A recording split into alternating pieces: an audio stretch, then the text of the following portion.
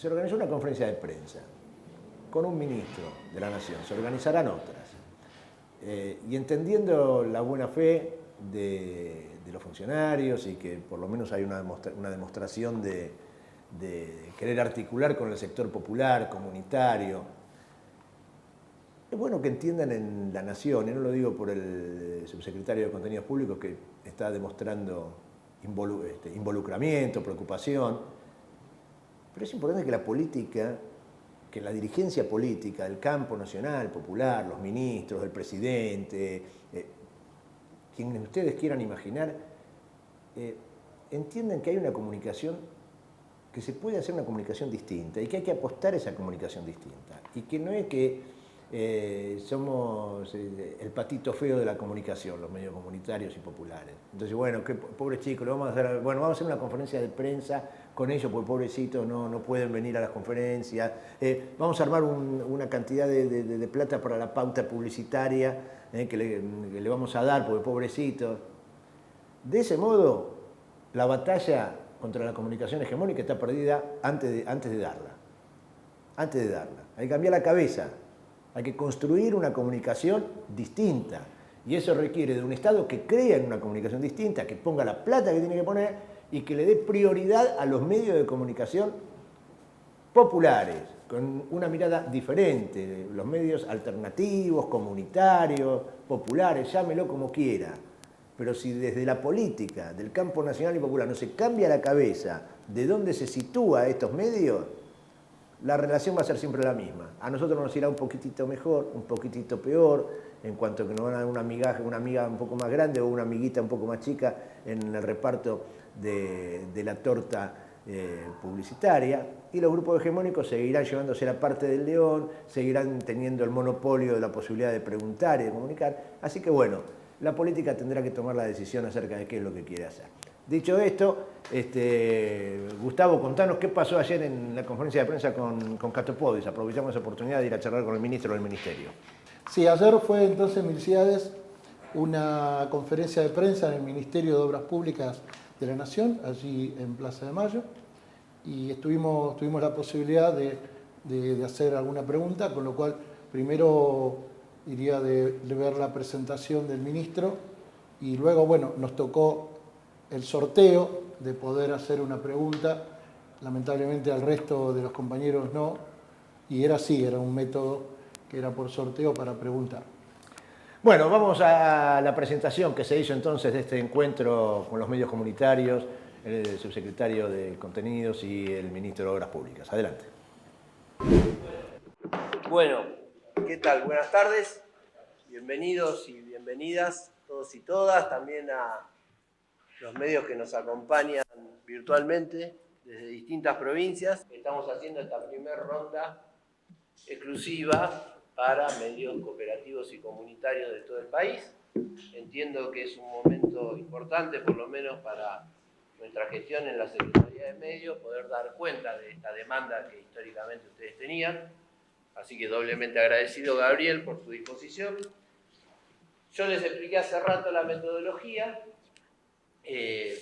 Vamos a ir sorteando preguntas entre los distintos medios presentes en la entrevista y sin más preámbulos le cedo la palabra al ministro para que comience con su exposición.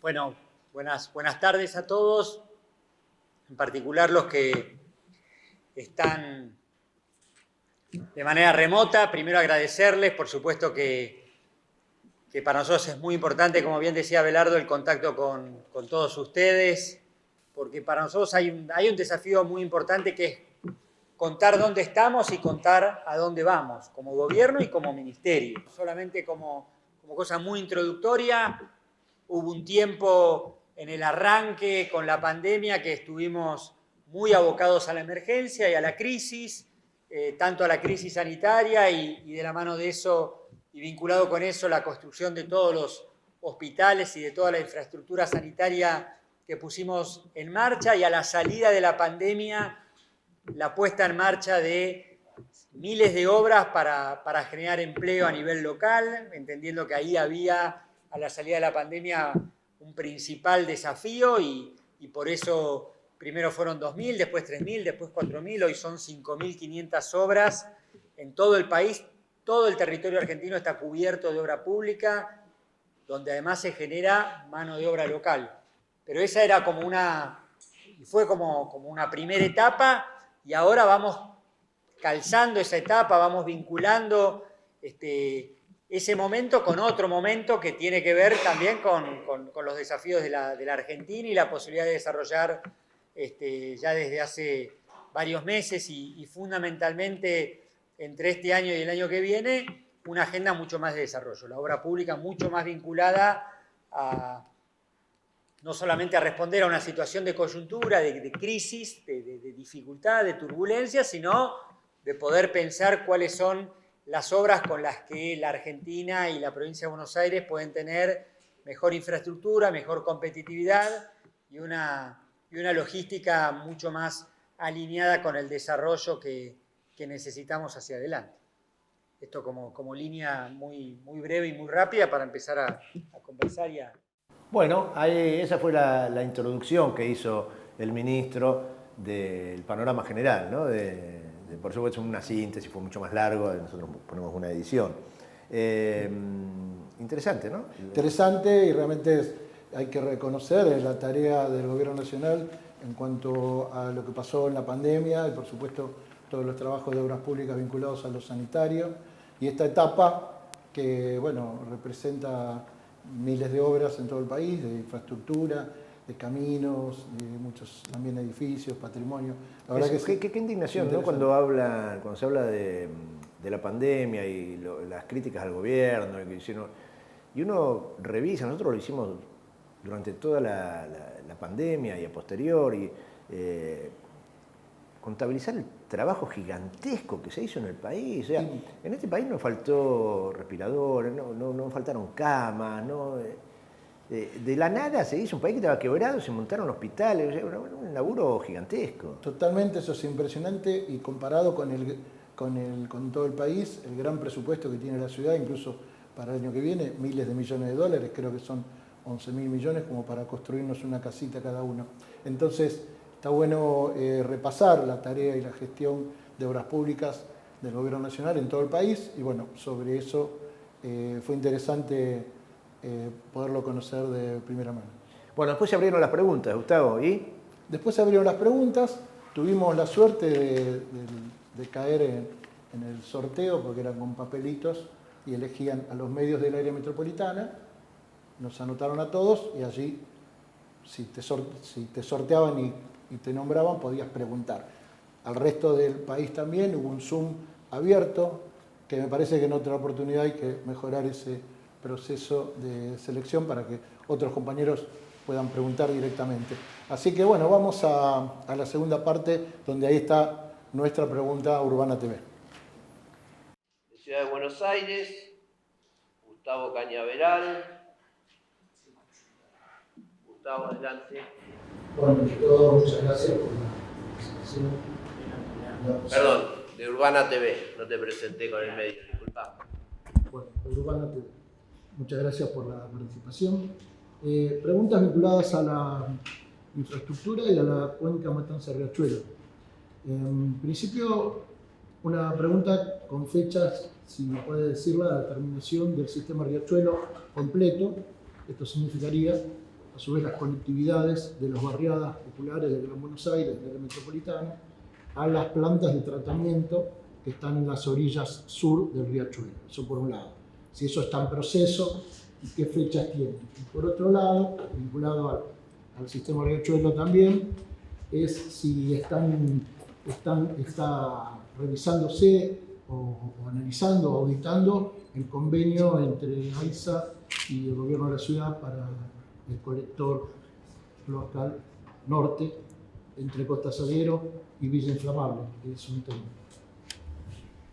Bueno, sí, en realidad es una de las obras más importantes que tenemos en cartera, que está en cabeza de Acumare y que tiene como organismo ejecutor a AISA, que viene ejecutándose, cumpliendo los plazos previstos. Nosotros tenemos estimado que que vamos a tener terminada la obra de la planta a mediados del año que viene.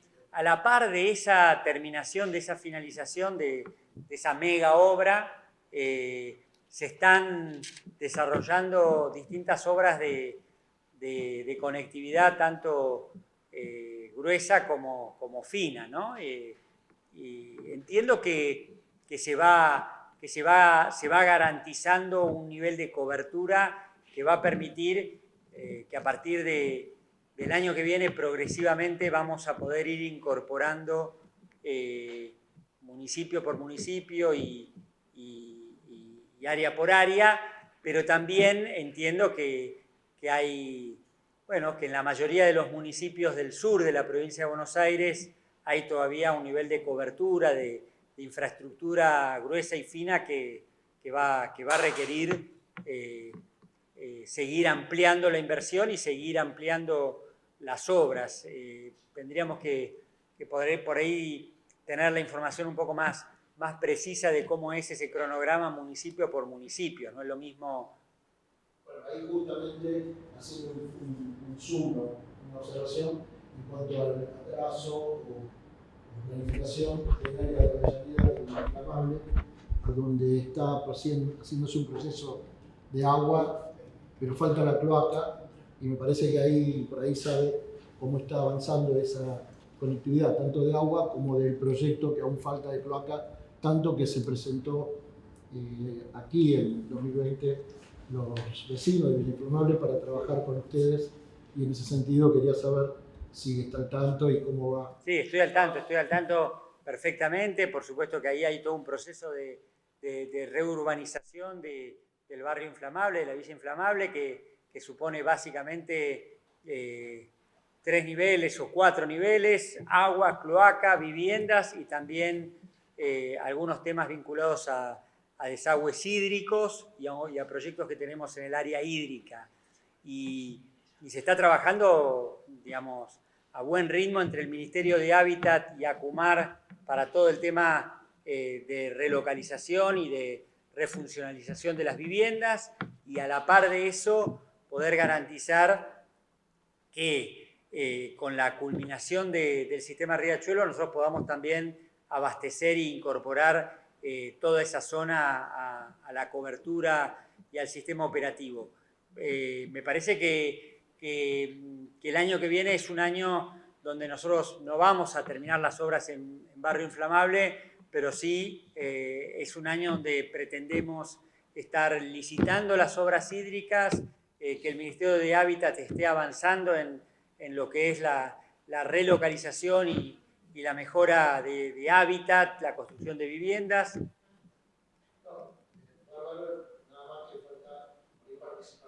Claro. Bueno. Bien. Tomo el recado.